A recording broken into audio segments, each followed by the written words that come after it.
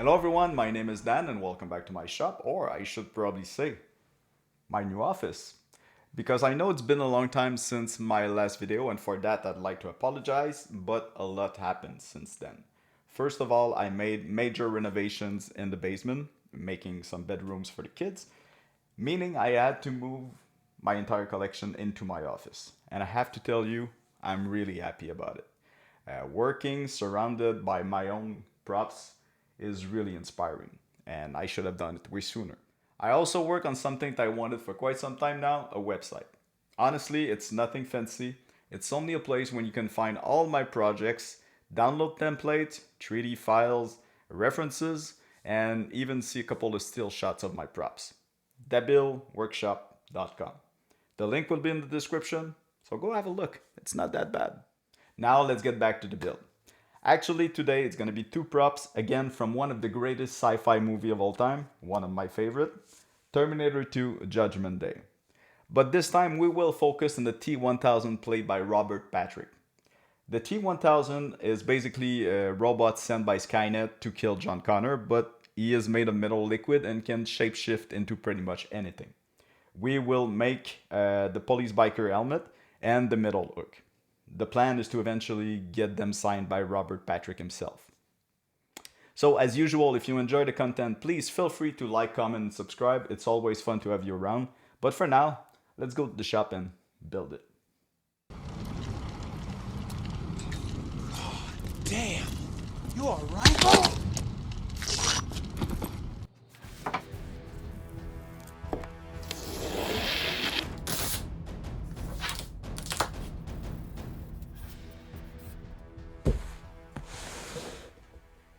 Here's the plan for the police biker's helmet that the T-1000 wears in the movie.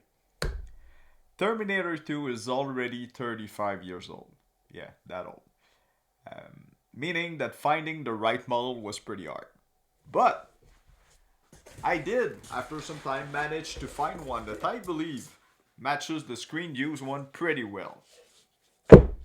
Problem is, as you probably noticed, the colors don't match at all. The middle parts on the front are also the wrong colors. But most of all, we are missing the front badge. That means we do have a lot of work ahead of us, so we should get to it right away. And then we can talk about the hook.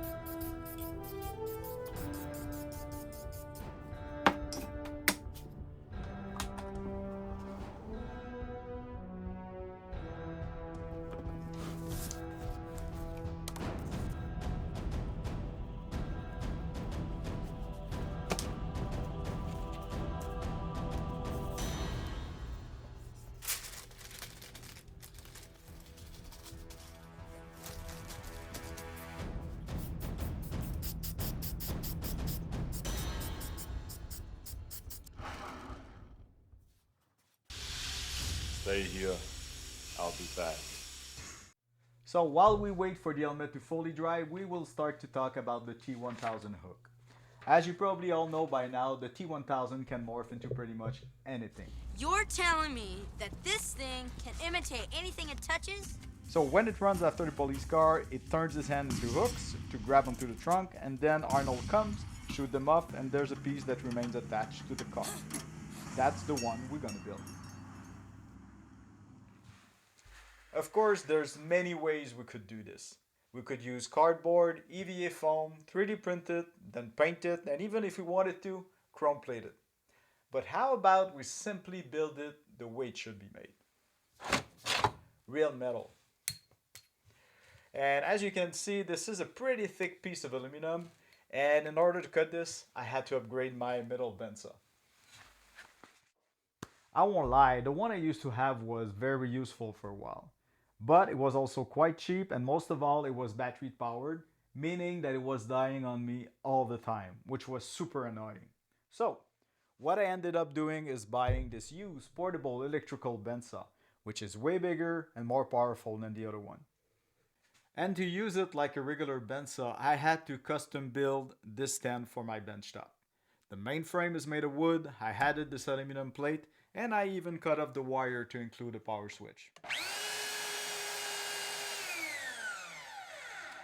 I will definitely upload a short video showing the entire process if you feel like it, but for now, let's build the hook.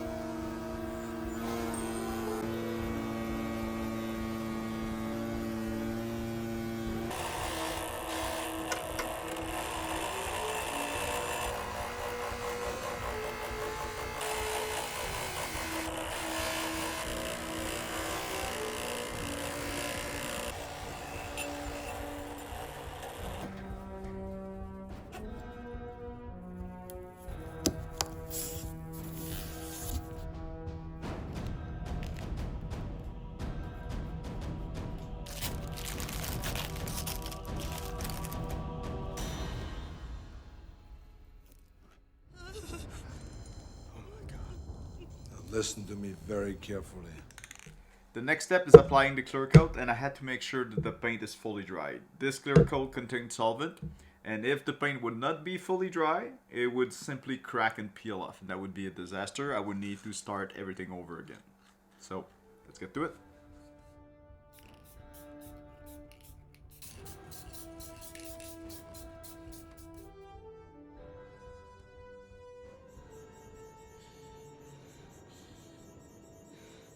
So remember when I said it could crack if it wasn't dry?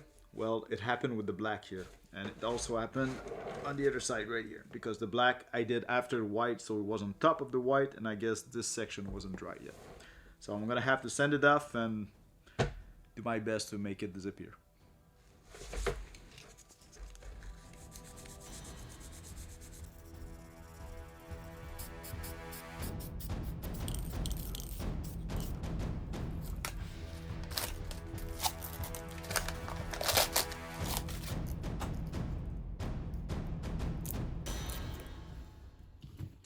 Right, as I mentioned at the beginning, this gold trim here is supposed to be silver, so we're going to take care of this right now.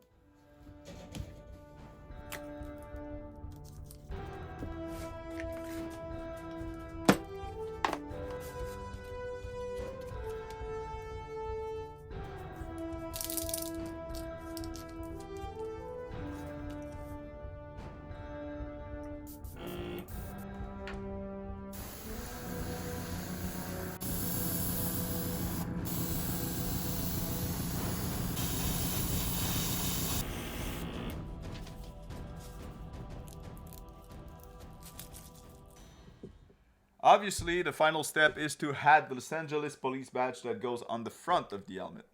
But as I mentioned before, to find something from that time period could be really tricky.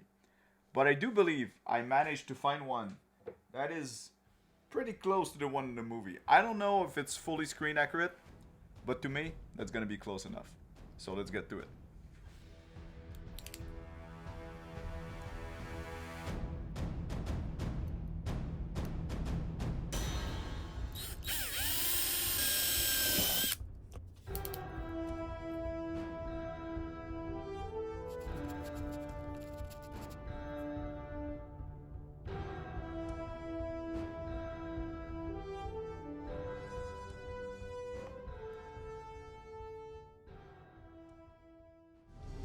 Hasta la vista, baby.